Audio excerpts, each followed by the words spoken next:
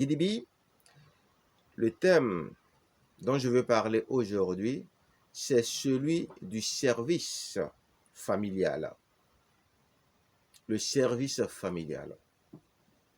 Entre l'homme et la femme, qui doit servir qui? Qui doit devenir le serviteur de qui? Qui doit se mettre au service de qui? Qui a intérêt à se mettre au service de qui? Qui est plus malin pour faire quoi? Et pourquoi Dieu demande à qui de se mettre au service de qui? Et pourquoi Dieu demande aussi à l'homme d'aimer sa femme? Toutes ces choses, nous allons en parler aujourd'hui. Ce seraient des mystères brefs, des mystères un peu superficiels, parce que je vais parler de beaucoup de choses.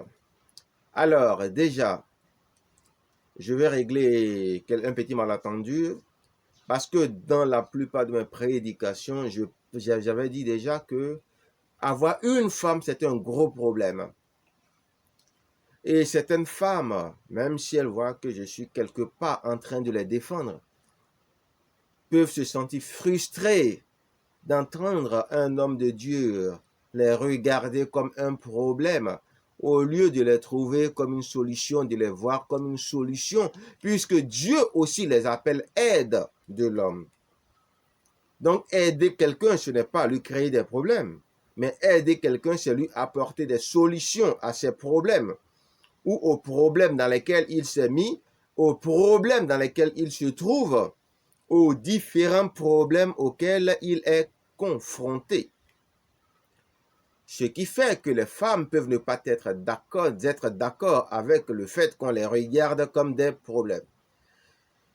Que les choses soient claires. Ce que je veux simplement dire quand je dis avoir une seule femme, c'est déjà un problème. À plus forte raison, avoir beaucoup de femmes, c'est montrer que la femme quand même a beaucoup de besoins. La femme a beaucoup de préoccupations. La femme quand même a beaucoup d'impératifs. Parce que quand même quelqu'un vient à côté de toi, pour s'occuper de toi, le minimum, c'est de l'entretenir. Le minimum, c'est de prendre soin d'elle.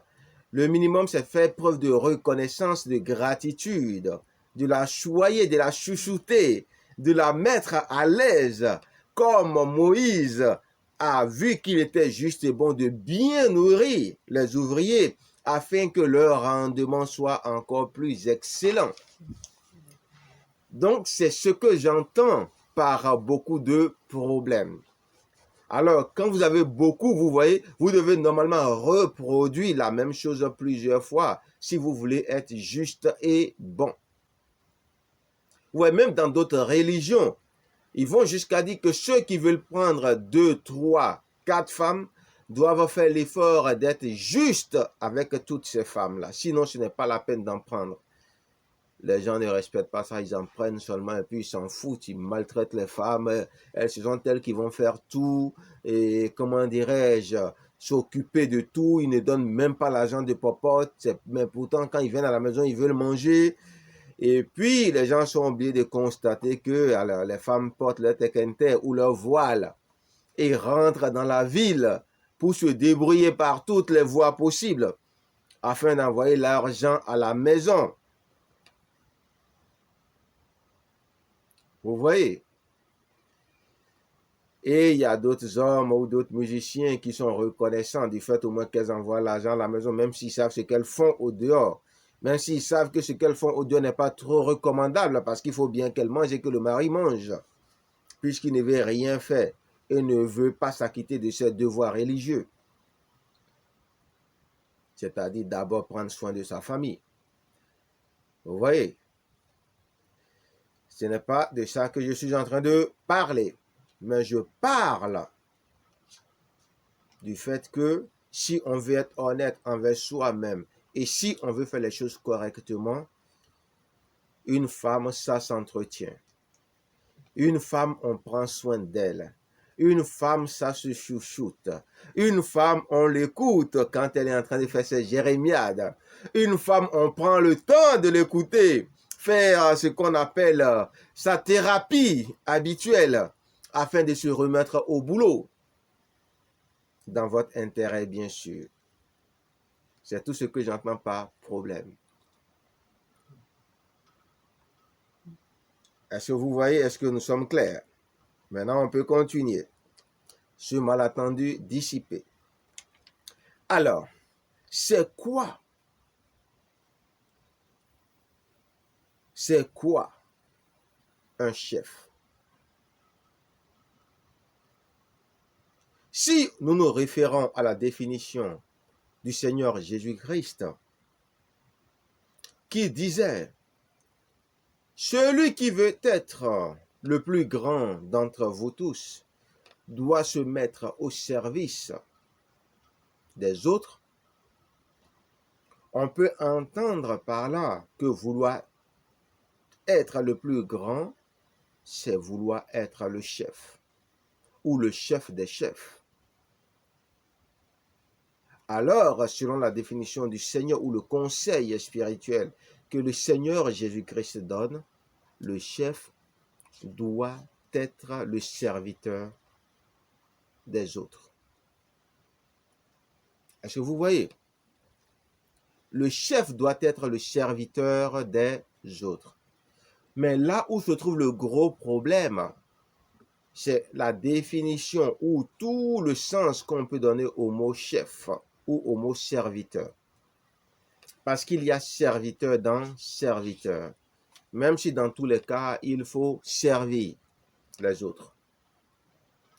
Donc, si c'est Dieu qui nous établit chef, ça veut dire déjà que dans cette nomination, il y a implicitement l'impératif de se mettre au service des autres, au point de donner sa vie pour les autres si cela était nécessaire.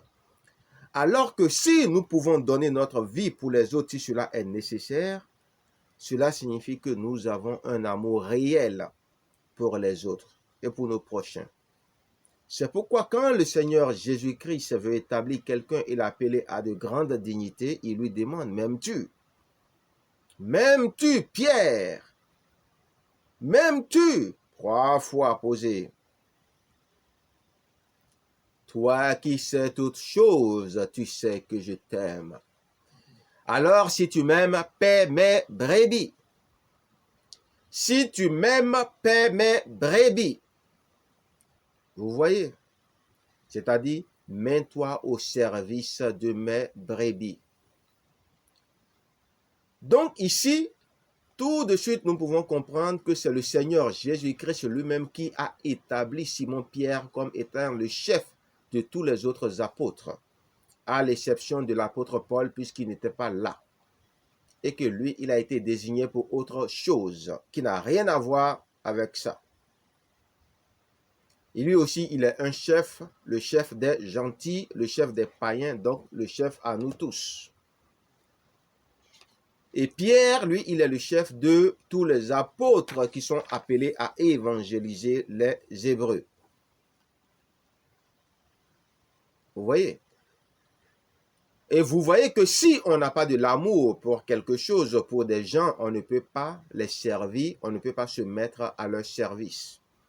D'où il est très important de nous assurer que ce n'est pas par désir charnel et émotionnel que les gens nous approchent, mais que c'est par un amour selon les critères de Dieu, notre Père éternel. Parce que tout amour émotionnel ou charnel n'est pas en réalité de l'amour, ce n'est que du désir.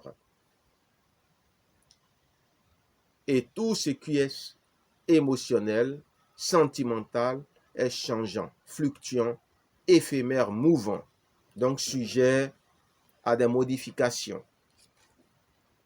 Est-ce que vous voyez un peu, bien-aimé dans le Seigneur? Donc, chef signifie serviteur selon que le Seigneur dit que le plus grand ou quiconque veut être le plus grand doit se mettre au service des autres, doit paître les autres.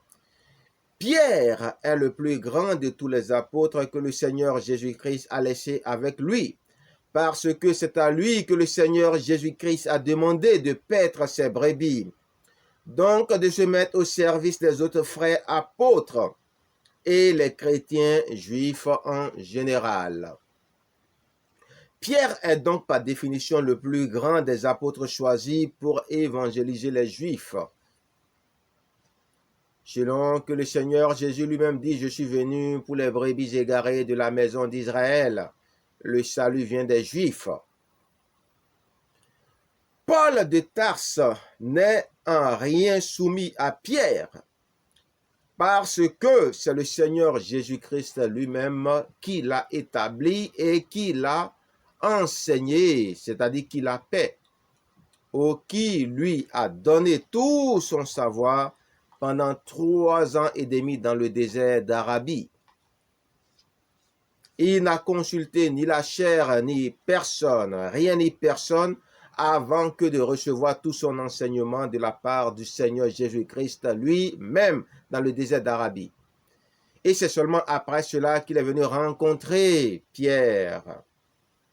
Donc, Pierre est son égal en tant que chef, et les deux sont comme des chefs opposés, c'est-à-dire quoi? Le Sénat et l'Assemblée nationale. Pierre est le chef des apôtres, appelé à évangéliser les Hébreux, les Juifs, et Paul est le chef des apôtres, appelé à évangéliser les gentils. Et c'est pour ça que Paul se permettait de parler à Pierre d'égal à égal, sans crainte ni tremblement, jusqu'à le traiter même d'hypocrite, parce qu'ils étaient égaux en dignité, ce que les autres ne pouvaient pas se permettre de faire. Est-ce que vous voyez un peu? Donc, quand vous voulez faire vos choses, faites attention. Faites très attention. Donc, voilà un peu ce qu'il faut comprendre. Donc, Pierre est donc par définition le plus grand des apôtres choisis pour évangéliser. Paul de Tarse n'est en rien soumis à Pierre parce que c'est le Seigneur Jésus-Christ lui-même qui l'appelle, qui s'est chargé de le paître dans le désert d'Arabie pendant 3 ans et demi. Il est l'apôtre des gentils. Il fallait un apôtre coriace pour les gentils. Coriace, c'est-à-dire qui avait un savoir phénoménal, qui avait un savoir excellent, qui était capable de révélations excellentes parce que les gentils sont vraiment teigneux. Voilà. Il fallait un apôtre trempé de savoir, de connaissance pour les gentils qui aiment à confondre philosophie et spiritualité, confondre littérature et spiritualité. Est-ce que vous voyez un peu? Est-ce que c'est parce que Simon-Pierre était le plus grand des apôtres, c'est-à-dire enfant d'Israël, ou des brebis perdues de la maison d'Israël, que Pierre faisait des travaux domestiques, des vaisselles, la cuisine, pendant que maman Marie, la servante du Seigneur, et les autres femmes, Marie et autres, se recuraient les ongles? Puisque par définition, il était serviteur de tout le corps de Christ. Souvenez-vous que les ministères de pasteurs et d'évangélistes ont été établis, et même des docteurs, d'une certaine façon, ont été établis parce que les apôtres avaient besoin, et les prophètes avaient besoin de se consacrer à la prière. Vaquer à la prière. Donc, il fallait d'autres pour pouvoir paître le peuple de Dieu pendant que eux vaquaient aux méditations, aux prières, aux choses spirituelles importantes et délicates qui avaient lien avec les fondations du corps de Christ, de l'Église. Vous voyez déjà un peu comment il faut faire attention au mot serviteur. Parce qu'en vérité, Dieu a déjà défini ce que les hommes peuvent faire et ce que les femmes peuvent faire. Même si en vérité, les hommes peuvent faire tout et les femmes peuvent faire tout. Mais il y a des domaines réservés. Et naturellement, même si on ne t'éduque pas, en tant qu'homme, tu sais ce que tu as à faire. En tant que femme, tu sais ce que tu as à faire. si on vous éduquait même dans les mêmes conditions comme le roi Salomon a fait, parce que je me rappelle dans le Talmud, c'est-à-dire le livre des commentaires juifs, qui a une partie comme ça qui parle du roi Salomon, qui a été testé par la reine de Saba, qui a envoyé devant le roi Salomon 2 enfants qui ont été éduqués de la même manière et dans les mêmes conditions, qui ont été tous rasés et qui s'habillaient de la même façon, de telle façon qu'on ne pouvait même pas faire la différence entre qui était un homme au milieu d'eux et qui était une femme. Pour tester la sagesse de Salomon. Alors, quand la reine de Saba a envoyé les 2 enfants devant Salomon, elle lui a demandé, montre-moi entre ces 2 enfants qui est la femme et qui est l'homme. C'est-à-dire qui est le garçon et qui est la fille. Salomon a rigolé, il n'a rien dit. Il a dit, envoyez-moi des bonbons, envoyez-moi des friandises. Ils ont envoyé beaucoup de friandises. Comme s'il n'avait même pas encore commencé par répondre à la question, il a dit, les enfants, servez-vous. Comme eux tous portaient des tuniques. Servez-vous les enfants. Et qu'est-ce qu'il a constaté? Il a constaté que le garçon a soulevé sa tunique seulement sans même tenir compte de sa pudeur. Et a commencé par ramasser tous les bonbons là pour mettre dans sa tunique. Et la fille, qu'est-ce qu'elle a fait? Elle a légèrement, avec décence, soulevé sa tunique et elle a juste pris un peu de bonbons juste pour qu'on ne puisse pas voir sa nudité. Et Salomon dit, c'est elle la fille, lui c'est le garçon. Vous voyez, la reine Saba, elle a été stupéfaite. Il dit, ben, la femme est naturellement née sage et pudique. Et elle sait ce qu'elle a à faire. Ce sont les garçons qui sont les têtes brûlées. Donc voilà, c'est ça que tu viens de voir là. Bon, bref, c'est un peu mon commentaire. Mais l'histoire, c'est un peu ça. Donc vous voyez, bien aimé, ça c'est quelque chose qu'il faut comprendre déjà au niveau des femmes et des hommes. Les femmes, il y a des choses. Moi-même, j'ai ma petite fille ici. Naturellement, alors qu'ils ont été, nous sommes en Europe, donc les enfants sont éduqués à peu près de la même façon. Parce que les femmes peuvent faire des travaux d'hommes en Europe et les hommes peuvent faire des travaux de femmes. C'est une question de choix. Donc les enfants sont éduqués à peu près dans les mêmes conditions pour permettre à chacun de faire à peu près ce qui lui correspond. Vous voyez, même si c'est difficile. Mais qu'est-ce qu'on constate? On voit que notre fille, elle est attirée par tout ce qui a attrait à la cuisine. Tout ce qui a attrait aux choses de femmes. Mais notre garçon, lui, s'en fout de tout ça. Il peut même manger, laisser son bol là. Et encore, c'est tout un parcours du combattant pour qu'il puisse prendre de bonnes habitudes. Pourtant, ma fille, dès que je finis de manger seulement, quand elle regarde dans mon plat, tout de suite, elle voit que c'est fini, elle vient, elle prend le plat, elle va déposer. Un enfant qui a à peu près 2 ans. Vous vous rendez compte? Quand elle voit des choses par terre, tout de suite, elle ramasse tout. Elle va les mettre dans la poubelle. Mon garçon, tu l'appelles, viens ramasser ça. Il va te dire que tu es en train de l'exploiter. Et que toi-même, est-ce que tu ne veux pas prendre ça pour aller jeter? Et que c'est la paresse. Et on attend de lui dire, non, c'est pas comme ça que ça se passe. Quand tes parents te commandent quelque chose, tu te lèves, tu fais. Ce qu'on te demande. Et quand tu vas grandir, tu pourras faire ce que tu veux. Mais pour l'instant, tu es un enfant, tu fais ce que tes parents te demandent. Vous voyez? Parce qu'il y a l'école qui est là pour leur apprendre toutes ces choses. Et ce n'est pas évident. Ce n'est pas évident, croyez-nous. Mais on fait de notre mieux. Après tout, c'est nous que Dieu a appelés au ministère. Chacun est appelé en son temps. Voilà, bien-aimés, mais on ne baisse pas la garde et on ne lâche pas l'affaire.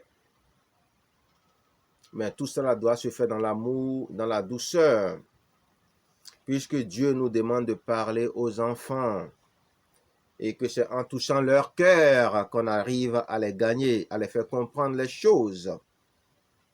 Voilà la position de notre Dieu. Même s'il sait qu'il a écrit quelque part que la verge ne s'éloigne pas trop de l'enfant et qu'un père qui aime son enfant ne doit pas trop, ça, il doit le délivrer de sa folie avec la verge. Vous voyez?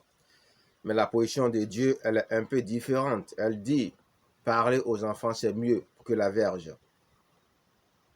Vous voyez? Ne me dites pas que c'est Dieu qui a écrit le livre des Proverbes.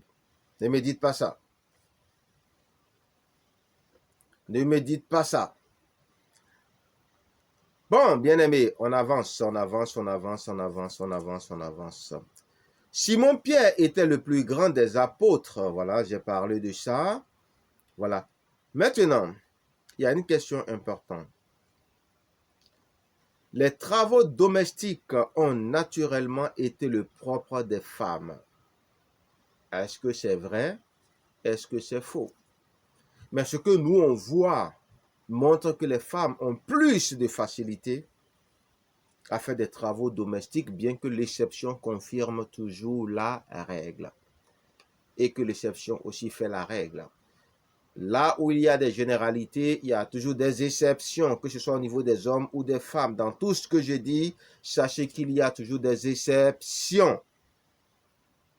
Est-ce que vous voyez un peu? Il y a des femmes pour qui tout ça ne leur dit absolument rien, qui ont, c'est-à-dire, voilà, une tendance à aimer tout ce que les hommes aiment faire. Et il y a des femmes qui sont toujours au milieu des hommes au lieu d'être au niveau des femmes. Vous voyez? Donc, il y a des exceptions, voilà, pour confirmer la règle. C'est dans toutes les choses. Est-ce que vous voyez un peu? Alors, le plus important, c'est d'être une bonne épouse, disait le Seigneur. Le plus important, c'est d'être une bonne épouse, dit le Seigneur. Donc, vous voyez, alors que nous savons tous c'est quoi être une bonne épouse. Déjà, il faudrait que ton mari soit satisfait de la manière dont tu tiens la maison, dont tu bâtis ta maison, comme on le dit. La sage femme bâtit sa maison. Est-ce que vous voyez un peu? Le plus important, c'est d'être une bonne épouse, dit le Seigneur. C'est là que tout a commencé. C'est par là que tout commence, dit le Seigneur. Alors pour l'homme, Dieu dit quoi? Dieu regarde comment nous gérons notre maison avant que de nous confier la gestion de sa maison. Vous voyez? Donc, la gestion de la maison est le propre de l'homme. Comment l'homme administre sa maison. Est-ce que vous voyez? Donc, ici, quand on fait le lien entre le service et la gestion ou l'administration, on voit qu'il s'agit en réalité de donner des directions, orienter, donner les grandes orientations, les directions à suivre, un peu comme un architecte. Concevoir les plans, déterminer la politique de la maison, la politique de vie de la maison, ainsi de suite. Sans oublier le plus important, nourrir les membres de sa famille, défendre sa maison contre toutes sortes de rapaces, de problèmes, de loups ravisseurs, au péril de sa vie si cela était nécessaire. Est-ce que vous voyez un peu? Voilà un peu, il y a d'autres serviteurs qui peuvent dire encore merveilleusement mieux que ce que je suis en train de dire, beaucoup d'autres choses. On ne connaît qu'en partie, bien-aimé dans le Seigneur. Alors, pour l'homme, j'ai dit que Dieu regarde comment il gère sa maison avant de lui confier de plus grandes choses ou la gestion de sa maison. Celui qui est fidèle dans les petites choses est aussi fidèle dans les grandes choses. Et ça, nous le savons. Mais celui qui est aussi infidèle dans les petites choses sera forcément infidèle dans les grandes choses. Vous voyez, celui qui est fidèle, Dieu lui confie de grandes choses. Vous voyez, les rois, les monarques et les présidents, les hauts fonctionnaires, les administrateurs dans le monde sont aussi appelés les serviteurs du peuple. Je ne sais pas s'il y a beaucoup qui sont au courant de ça, mais c'est leur nom. C'est le nom qu'on leur donne. Et c'est comme ça qu'ils se regardent. C'est pourquoi c'est le peuple qui les choisit. C'est pourquoi on vote pour eux, on vote pour les choisis. Ils sont choisis pour être au service du peuple. Ils sont choisis et votés pour être, ou votés et choisis, ou choisis et votés pour être à notre disposition. C'est pourquoi on les appelle les serviteurs du peuple. Et vous allez voir où je veux en venir maintenant. Mais combien parmi eux aiment se faire appeler les serviteurs du peuple? Ils aiment se faire appeler, ce que je viens de dire tout de suite, roi, monarque, président de la République, président de ceci, président de cela, directeur de ceci, directeur de cela, directeur général, directeur de ci, ou ils aiment se faire appeler hauts fonctionnaires, on vient d'en nommer un, premier ministre, les administrateurs, alors qu'en réalité, ce sont quoi? Des serviteurs du peuple. Mais regardez un peu comment ils gèrent, comment ils servent le peuple. Alors regardez le train de vie de ces serviteurs du peuple. Palais dorés, sertis d'or, de toute forme de pierres précieuses, espace gigantesque, château, palais ceci, palais cela. Les caisses souveraines sont remplies de millions ou de milliards. Vous voyez, des voitures luxueuses. Même leurs costumes, si on vous dit les prix de leurs costumes, vous allez crier. Il y a des costumes qui vont jusqu'à 100 000 €. Et ce sont des costumes faits sur mesure. Est-ce que vous voyez un peu les Défoursac, les Yves Saint Laurent, les Pierre Cardin, beaucoup de choses, les Pascal Morabito, Daniel Hatcher, beaucoup d'autres. Kenzo, patati, patata. Beaucoup. Vous voyez? Et encore le tissu, n'en parlons pas. Le tissu, ça c'est important. Ils ne portent pas n'importe quel tissu. Ils ne prennent pas n'importe quel tissu pour coudre leur costume. Ils ne portent pas n'importe quel tissu. C'est des tissus qui sont vraiment des tissus distinctifs et sélectifs. C'est ce qui fait que quand tu portes juste un costume, un riche, tu regardes tout de suite, tu vas dire, il est beau ton costume. Une façon de montrer que c'est un chiffon que tu portes. Parce qu'il a déjà regardé la qualité du tissu lui-même, il a vu que c'est n'importe quoi. Ce n'est pas fin. Ce n'est pas soyeux. Vous voyez? Pourtant, on les appelle quoi? Des serviteurs du peuple.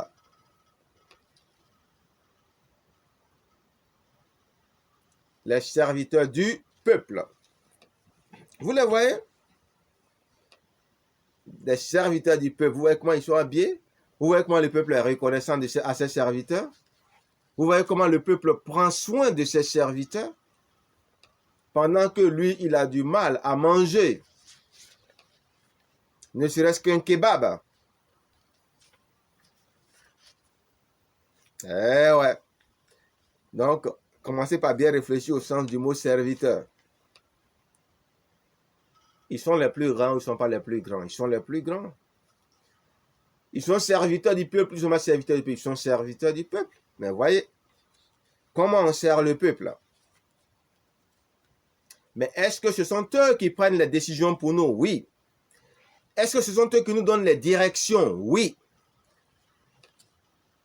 Quand il y a des problèmes, ce sont eux qui disent ce qu'il faut faire. Ce sont eux qui sont les législateurs. Ce sont eux qui imposent leur point de vue et qui légifèrent sur ça et qui sanctionnent ceux qui ne se soumettent pas aux lois votées en se cachant derrière le Parlement, bien sûr, pour légaliser leurs décisions. Ce sont tous les chefs de l'État, chefs d'administration, chefs de service, ministres, directeur 2, directeur 2, directeur 2, président 2, président 2. Vous voyez? Pourtant, ils sont à notre service, aussi grands qu'ils sont. Donc, faites attention. Il y a beaucoup qui utilisent l'expression serviteur, mais qui ne comprennent pas réellement toute la dimension déjà sémantique du mot, toute la dimension spirituelle aussi du mot. Faites attention. Il y a serviteur dans serviteur. Et un esclave aussi est un serviteur. Vous voyez, il est au service, mais il est d'abord considéré comme quelqu'un qui a été acheté pour uniquement se consacrer aux besognes. Donc, il n'a pas le choix. Il fait ce qu'on lui demande de faire.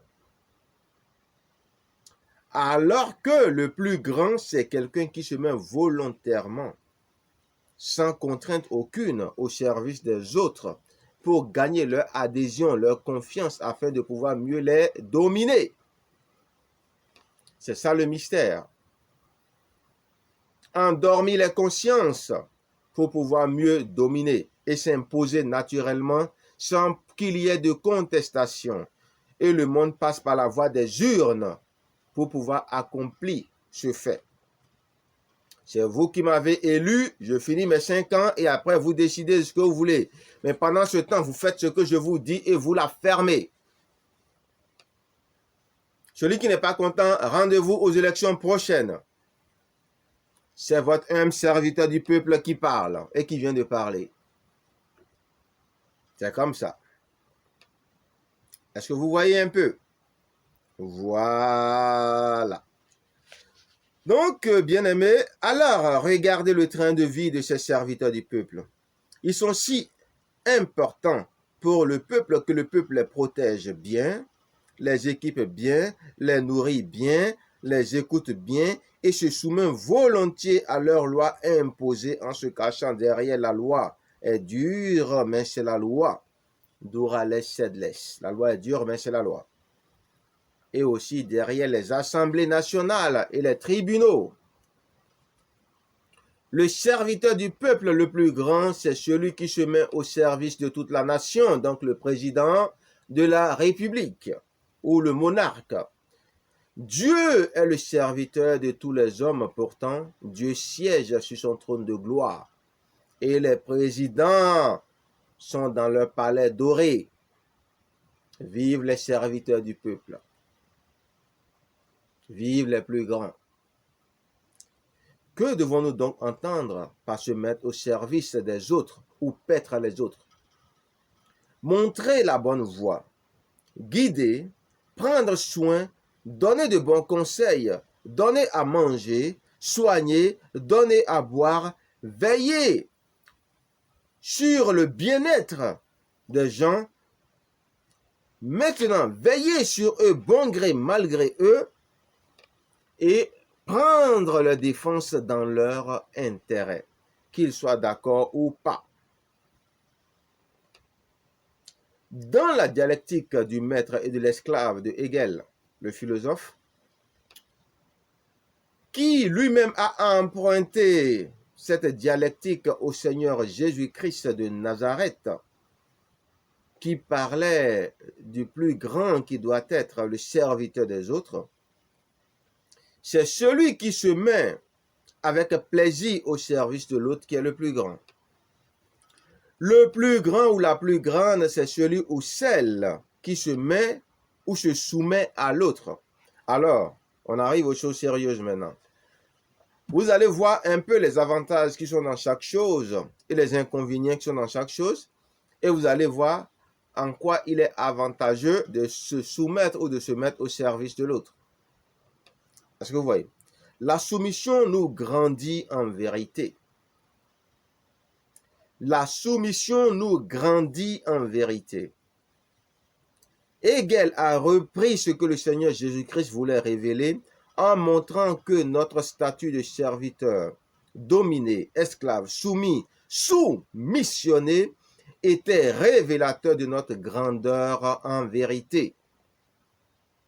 On est toujours plus grand que la personne que l'on sert tôt ou tard. Le fait qu'on ne peut rien faire sans nous est la marque que nous sommes très importants, que nous sommes les plus grands, que nous sommes les maîtres de nos maîtres en vérité. Plus nous sommes volontaires dans ce que nous sommes en train de faire, et plus nous devenons importants. Plus on fait volontiers des choses, et plus on devient important, parce qu'on devient tellement important que même pour boire du café, même si on voulait le boire à 7 heures, on oublie d'attendre 9 heures que la personne se réveille d'abord avant qu'on ne boive notre café. En train de ruminer notre colère. Mais c'est comme ça, c'est tout. Ou si tu n'es pas d'accord, tu te lèves ta main, tu vas faire ton café. Est-ce que vous voyez un peu? Voilà. Donc, plus vous êtes volontaire ou volontiers dans ce que vous avez à faire, et plus vous êtes important. Le respect et la soumission sont les clés pour dépasser l'autre et le rendre totalement dépendant de nous. Vous comprenez? Le respect et la soumission sont les clés révélées par Dieu notre Père éternel pour dépasser l'autre et le rendre totalement dépendant de nous. Regardez, pourquoi nous sommes dépendants de Dieu? Pourquoi nous crions comme des mange-mille auprès de Dieu? Pourquoi nous disons donne-moi, donne-moi, donne-moi, donne-moi, donne-moi, donne-moi, donne-moi, et il vous dit demandez, on vous donnera. Demandez, demandez, demandez. Pourquoi? Parce que Dieu est toujours là, disposé à nous donner ce qu'on lui demande. C'est pour ça. Nous sommes en réalité devant Dieu comme des mendiants qui ne savons que demander, qu'on nous rende service. Et Dieu ne réchigne pas à nous rendre service. Mais au nom de l'amour, il dit, je vous rendrai de bons services et non de mauvais services. Parce que ça ne sert à rien de vous rendre un mauvais service. Si je vous aime vraiment, je n'ai pas le choix. Je dois vous rendre de bons services, d'où le serviteur ne doit pas faire ce qu'on lui demande qui n'est pas bien, ou en son âme et conscience, il sait que ce n'est pas un fruit de conviction, que ce n'est pas bon. Parce qu'il ne doit pas faire à autrui ce que lui-même, il ne voudrait pas qu'on lui fasse. Donc, il est dans l'avantage d'un homme qu'une femme lui soit rebelle, en réalité. Il est avantageux pour un homme qu'une femme lui soit rebelle. Je répète. Il est avantageux pour un homme qu'une femme lui soit rebelle, de telle sorte qu'il n'ait besoin d'elle pour rien, de telle sorte qu'il n'ait point besoin d'elle. Parce que en réalité, plus tu as besoin de quelqu'un, plus tu dépends de la personne, plus tu es dépendant, et plus la personne peut te faire avaler tous les serpents et les couleuvres qu'elle veut. Tu deviens comme un enfant qui a besoin de sa maman et qui ne peut rien faire sans sa maman. Et la femme qui est maligne, elle te rend dépendant, jusqu'au moment où tu vas te rendre compte que tu es dépendant, c'est trop tard. Tu es mordu jusqu'aux os. Vous voyez? Ainsi, il reste maître et dominateur. Donc, quand un homme fait les choses par lui-même et n'a pas besoin de sa femme pour faire les choses, il reste équilibré et il reste indépendant. Indépendant dans tous les domaines de telle façon que sa femme n'arrive pas à prendre le pouvoir sur lui, n'arrive plus à le contrôler, ou n'arrive plus tôt ou tard à finir par s'imposer sur lui. C'est ça le mystère en réalité. Parce que Dieu a été clair, il a dit que les désirs de la femme vont se tourner vers l'homme et l'homme va dominer sur elle. Vous voyez? Donc si le désir de la femme amène la femme à se faire dominer par l'homme, la soumission et le respect, l'adaptation de la femme au désir et volonté de son mari l'amène à reprendre le pouvoir, à reprendre le contrôle de la situation qu'elle avait perdue et à dominer pour toujours. Est-ce que vous voyez, bien-aimé dans le Seigneur?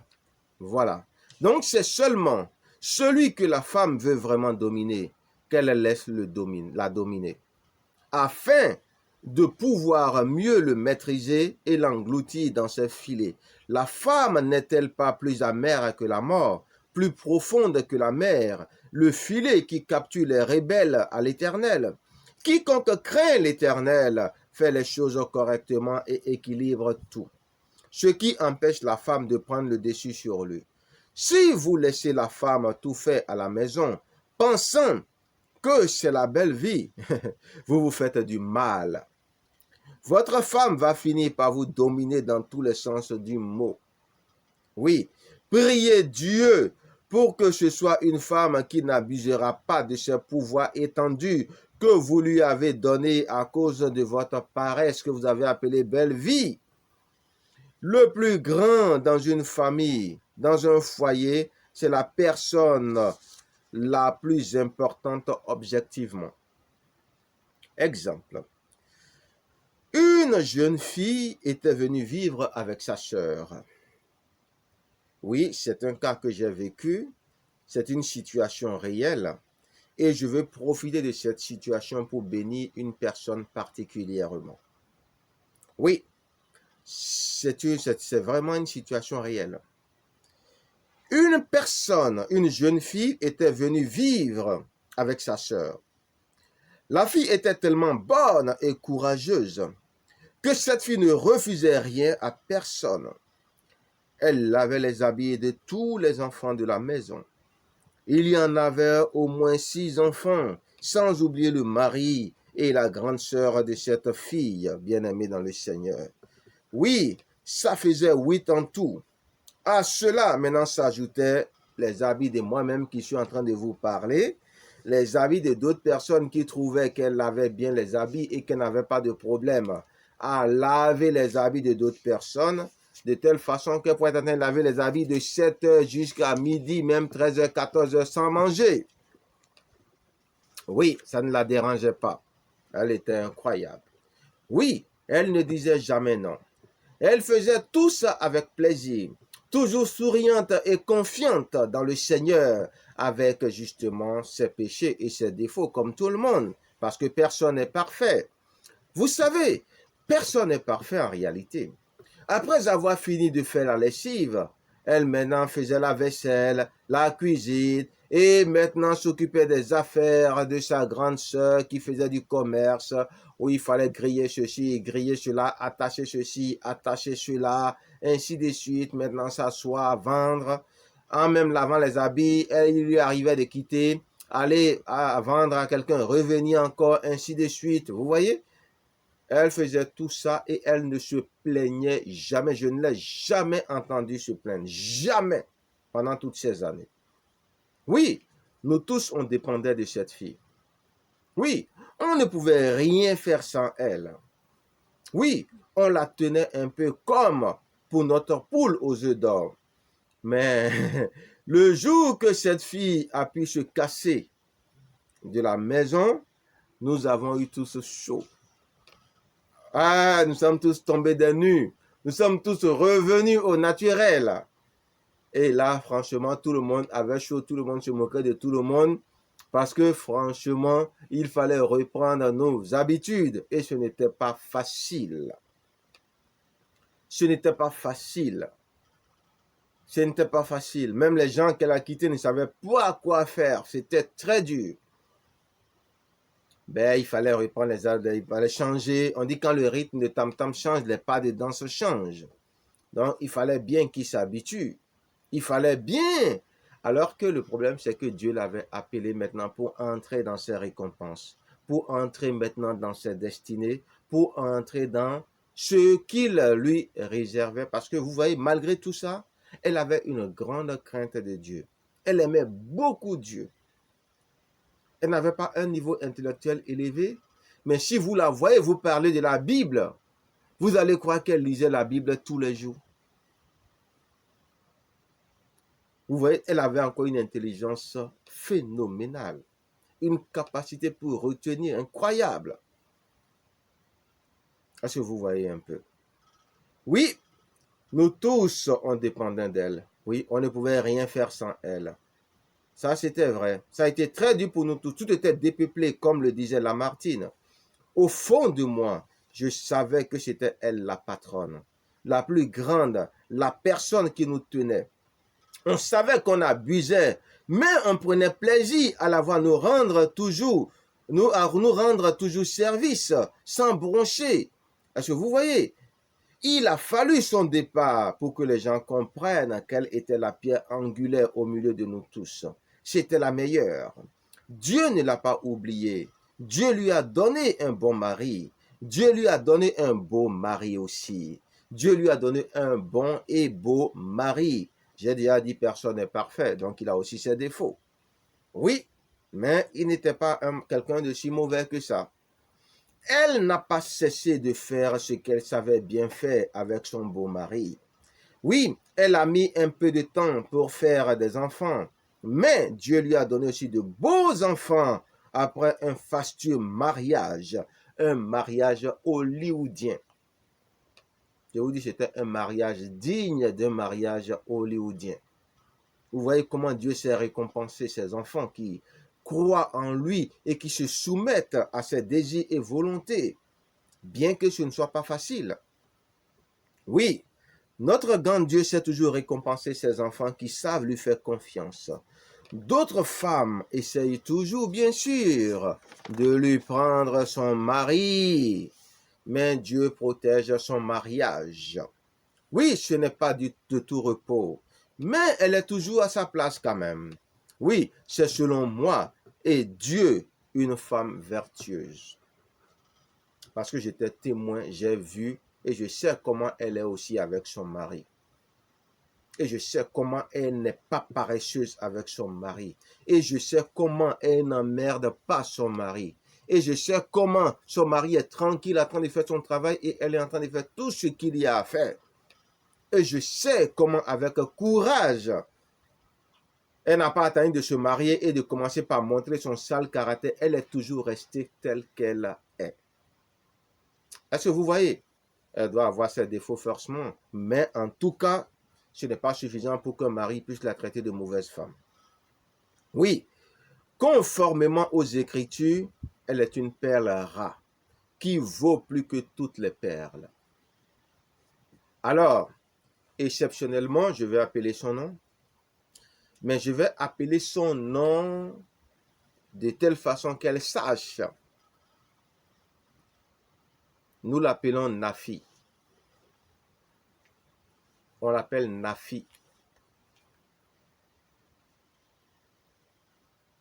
Nafi, elle est actuellement à Cotonou. Nafi, si tu m'entends,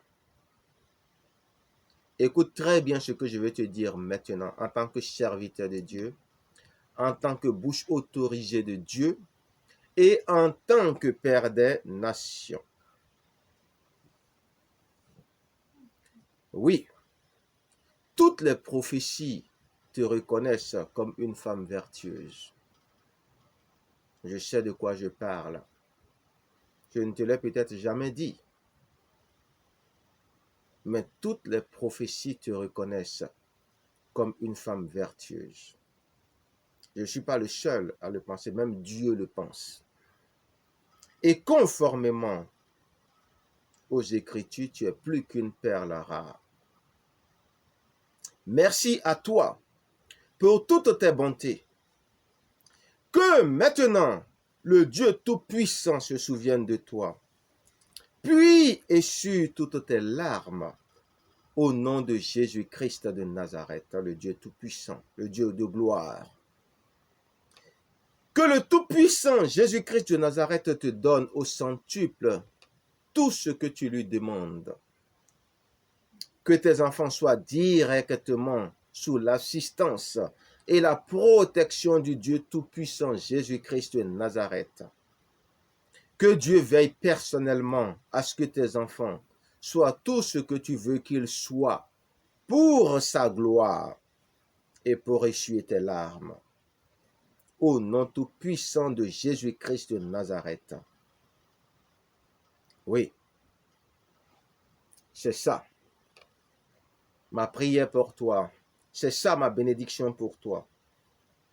Et c'est ça ma prophétie pour toi.